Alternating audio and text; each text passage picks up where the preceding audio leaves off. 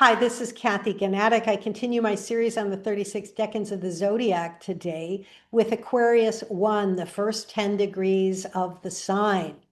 We're going to see that Aquarius is a sign in some ways that has to do with being the outsider. Aquarius, like Capricorn, is ruled by Saturn, the planet of restrictions and boundaries and endings, what's included versus what's excluded.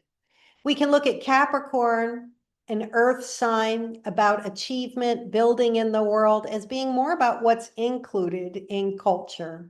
And then Aquarius, the next sign, is stepping away from that, rejecting the norms of culture to bring something new into the world.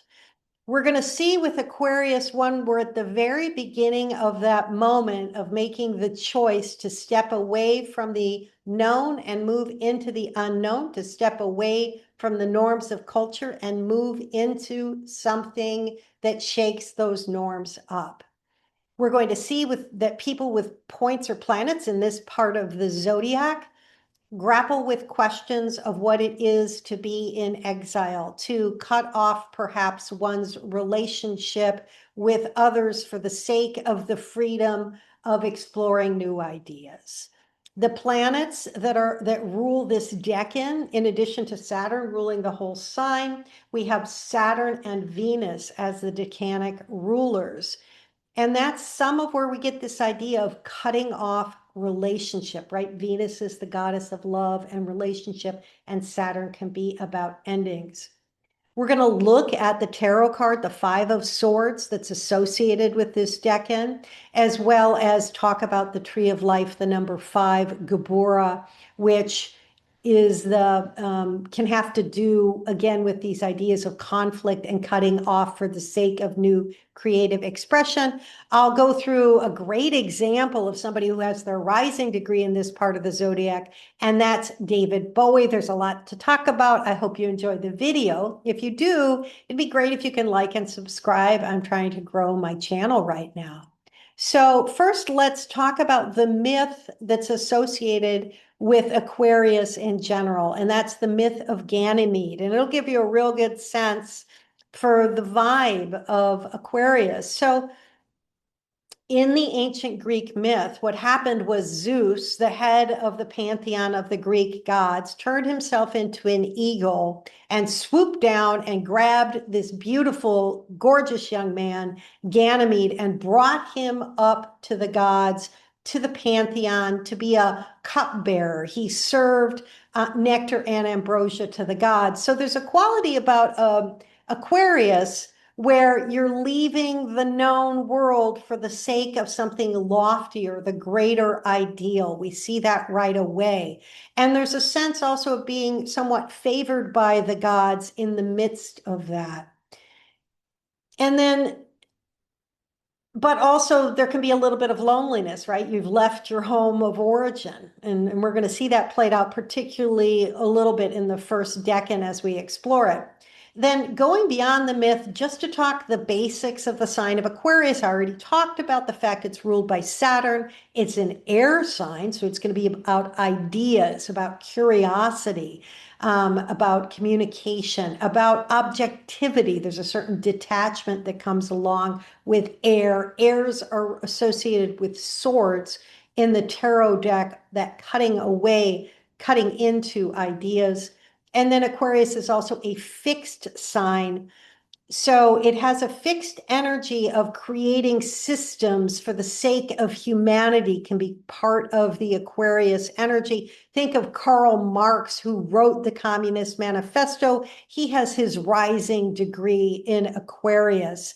And the Communist Manifesto, of course, creates this system that understands or proposes that everyone is equal and should be treated equally. There should be no differentiation.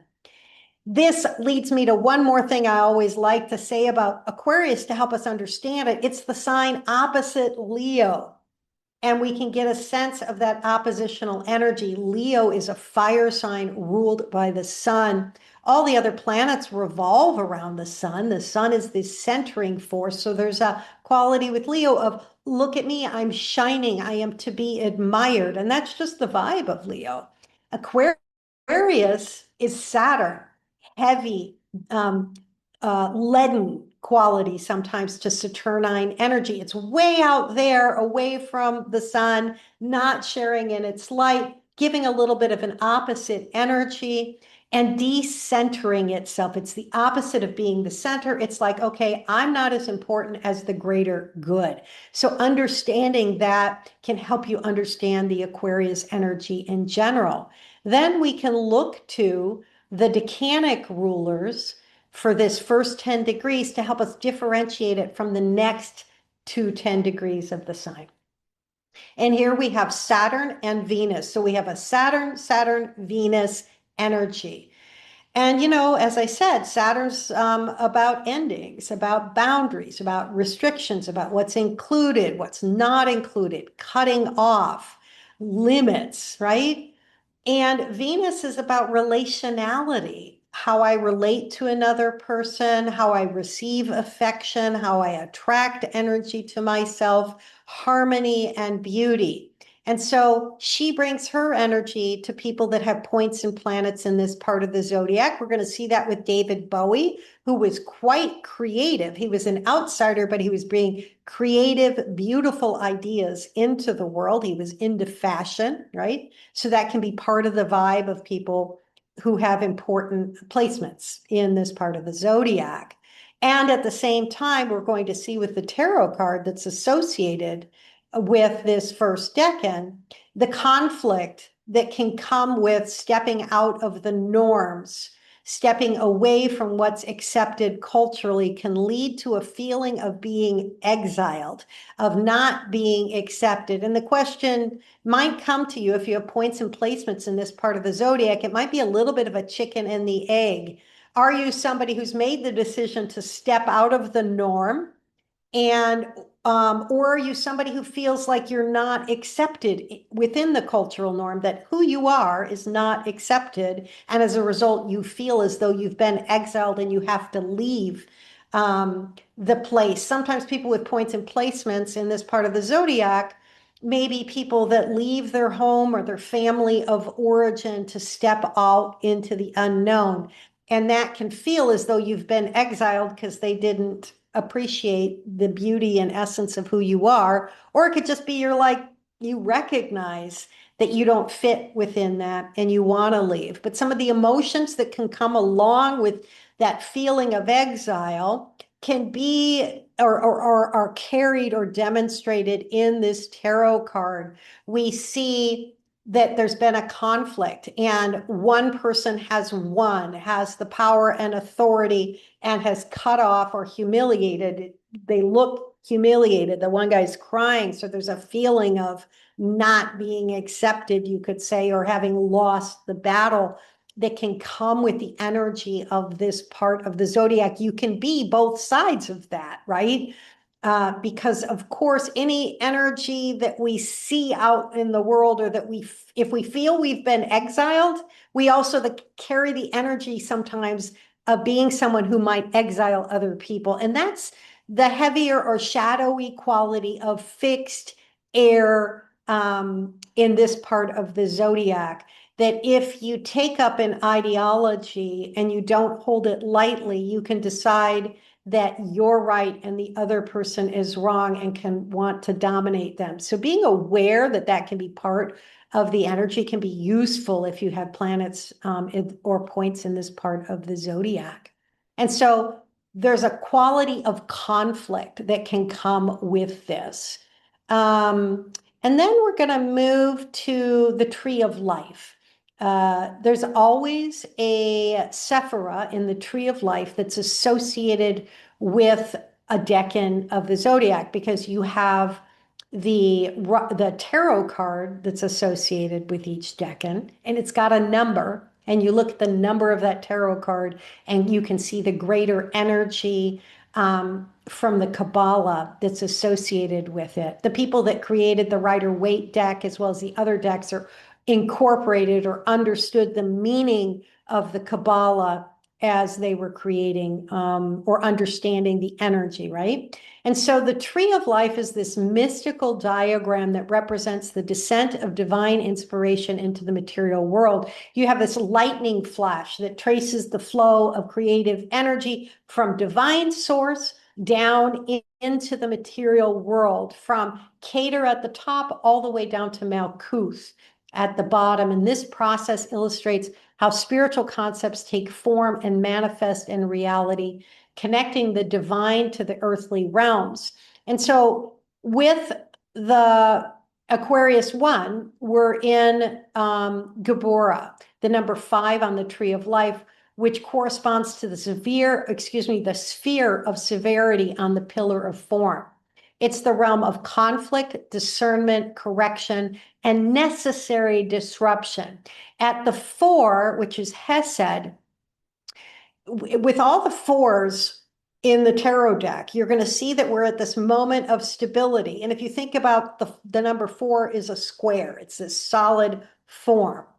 And when we move from that place of stability, trying to break out of the structures that kind of can feel like they're oppressing us, that's the number 5. And it brings conflict, but it also brings the possibility of something new entering our lives. So in any part of the zodiac, when we're moving from a 4 to a 5, we're going to find that movement. When you move from the 4 of Cups in Cancer to the 5 of Wands in Leo, we've got that movement from being all safe and cozy in mommy's arms into needing to express our creativity in the world. Here we've got the movement from the 3rd decan of Capricorn, which is the 4 of Pentacles, which is a guy sitting on his throne, all protective and feeling safe and ambitious. And that begins to feel constraining. And we're moving then from the 4 of Pentacles to the 5 of Swords.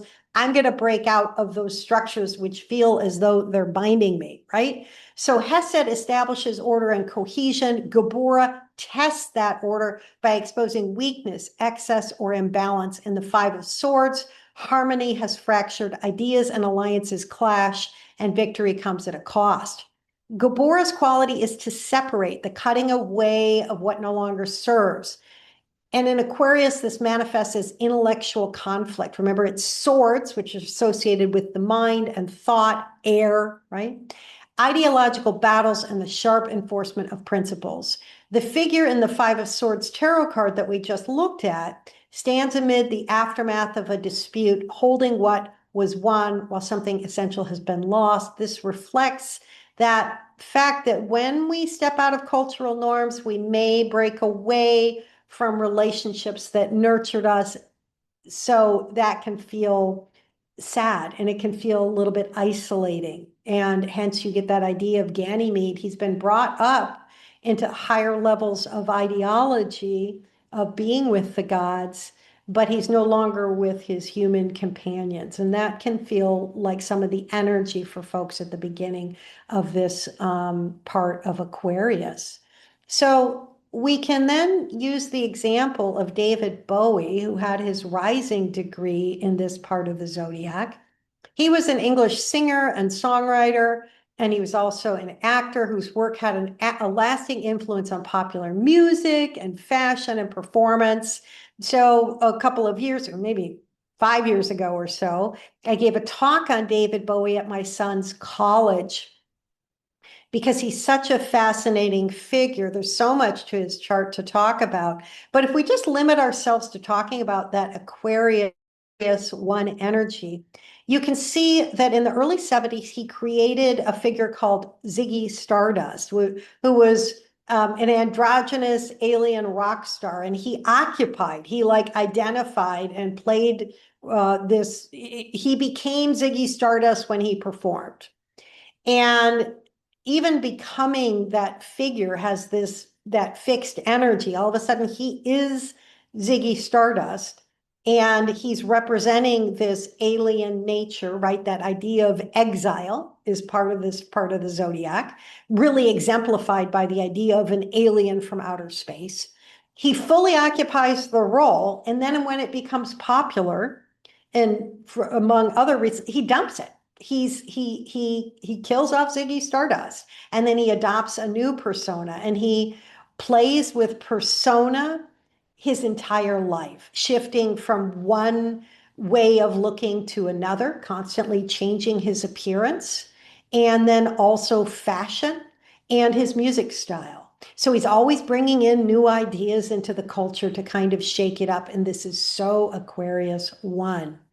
I'm trying to think if there's anything else to talk about. Oh, also, you can really see, as I think I said earlier, the Venusian emphasis of this first part of the zodiac in his love for beauty and the fact he was beautiful like Ganymede, which is kind of interesting.